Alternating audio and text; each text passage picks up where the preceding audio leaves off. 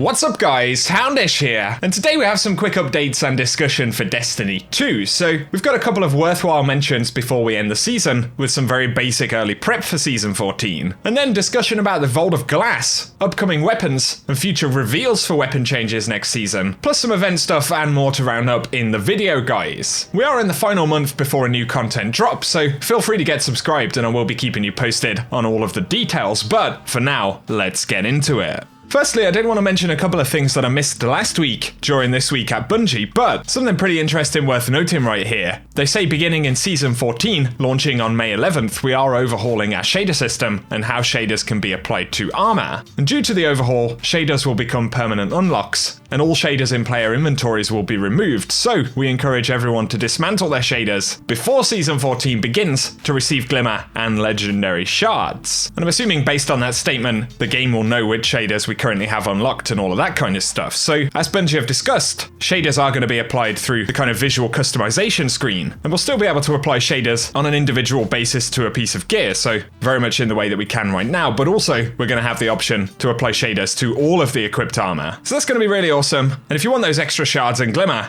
I guess now is the time to sit and delete lots and lots of shaders. Also on the subject of Grandmaster Nightfalls and inactivity, they did mention that since the Nightfall was introduced, we've noticed that some players who can't be revived will eventually get kicked out of inactivity. And to mitigate this issue, in a future Grandmaster Nightfall, players should open their character or director screens and go through their menus to avoid being removed from the activity. And we're investigating a solution for the issue in a future season. So just bear that in mind if you do end up in a situation where a player can't be revived. If it's going to be for any extended period of time, it is worth remembering that so you don't get kicked for inactivity. Now though, to speak a little bit about some of the upcoming content in Season 14, there's been continued discussion about the Vault of Glass returning. And interestingly, something to touch on first, but one of the community managers for Bungie, Epion on Twitter, did clarify that the Vault of Glass is returning and not Venus. Of course, I don't think many of us were expecting the entirety of Venus to return inside of a season especially. But we still do have questions about how the Vault will return. Does that mean that it's going to be located somewhere other than Venus and essentially be accessed from another location? Or indeed, is it literally referring to the fact that Venus as a destination in the main won't be returned to the game? It sparked some interesting conversation, and Bungie are definitely teasing us about the raids, so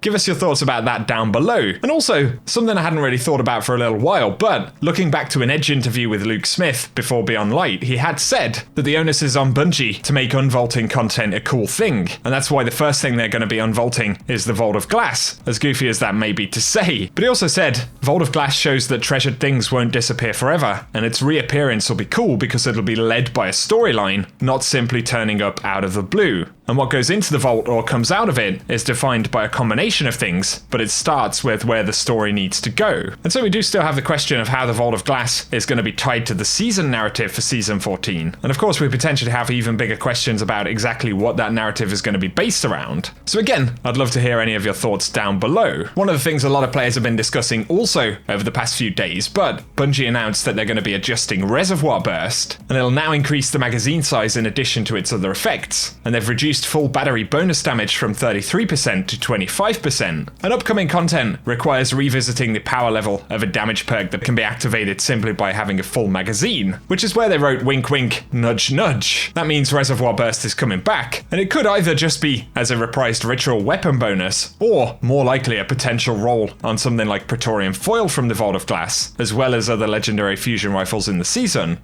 But players have also discussed the possibility of it being a thing related to an exotic like Vex Mythoclast. All of those things are entirely possible, but as always, give us your speculation about them down below. As for news on Season 14, before we get any trailers or season content or activity news, we're also likely to see more kind of patch notes and quality of life adjustments. And considering Bungie primarily spoke about nerfs in the last update, DMG had said to set expectations, they will be talking more about weapon perk and archetype buffs in a future TWAB. So that's worth bearing in mind as well. Of course, we do know quite a few things about quality of life adjustments and some of the positive updates that Bungie have planned for the game, which I did round up in a video recently, so I'll link that down below if you want a kind of wholesale breakdown of what we know about Season 14 at the moment. But of course, a few things remain this season, and so spoiler alert initially, but it looks like we're going to get at least one secret aboard Glycon, and this has been spoken about a little bit, but these screenshots were shared by Edgelord right here, that show the Crown of Sorrow, of course from the Crown of Sorrow raid, Golron's crown, which is hidden on a secret floor beneath the kind of chest room on Glycon, but currently hasn't been accessed via the mission. And this suggests that there is one big kind of significant story step at least that we're going to see by the time that the season ends. So Glycon is certainly worth bearing in mind. But then we also have a reveal for Guardian Games inbound, and that's likely going to be over the next couple of days before the TWAP. So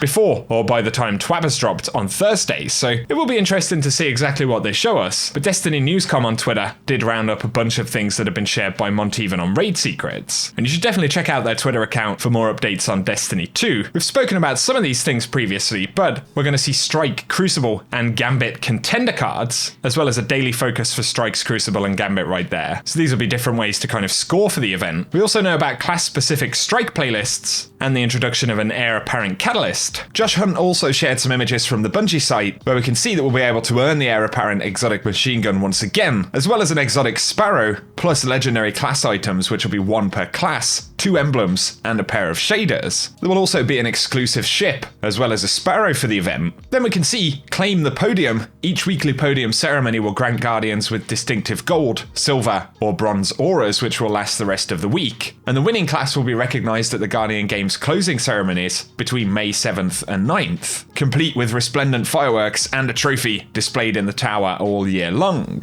So that side of things is going to be pretty cool as well. And of course we'll get some pretty awesome rewards via the event. So they did share some new Guardian Games merch. It looks like we're going to be getting some patches, as well as possibly a new jacket right there. These things will be earned via the Bungie store, no doubt. Also a special offer emblem. And of course there will be other rewards that we can earn in the game. So it'll be interesting to see exactly how it plays out this year. Bungie are definitely making a bit of a spectacle of actually tracking the progress throughout. So that side of it will be interesting. But in terms of other rewards and potential reasons to kind of engage in that, I guess we'll probably get more details when they reveal it later on this week. I'll link those relevant videos down in the description box once we have that info though. And a very final thing to mention right here, but it has been 6 years this week since the House of Wolves prologue was released. I believe House of Wolves actually launched in May, but it's crazy to think that 6 years have passed since we first met the Queen of the Reef. And also it's worth remembering that that's when Trials of Osiris was originally introduced into Destiny 1, so alongside Varex and the Prison of Elders, at least for Destiny 1 players, we certainly got some pretty impactful and memorable content back in that release. So for a bit of nostalgia, I thought that was worth a mention, but for today, guys, that is everything we have to speak about in this video. So, of course, we are in slightly quieter times, but between Guardian Games kind of taking over for the next couple of weeks and then the conversation shifting almost entirely to Season 14, no doubt, we should at least be getting some pretty interesting information about the future of the game. So, as always, feel free to get subscribed and turn on notifications and I'll keep you posted. But if you've enjoyed this video, a rating down below, as well as all of your thoughts in the comment section, are very much appreciated. But for now, whatever you get up to, thanks for tuning in,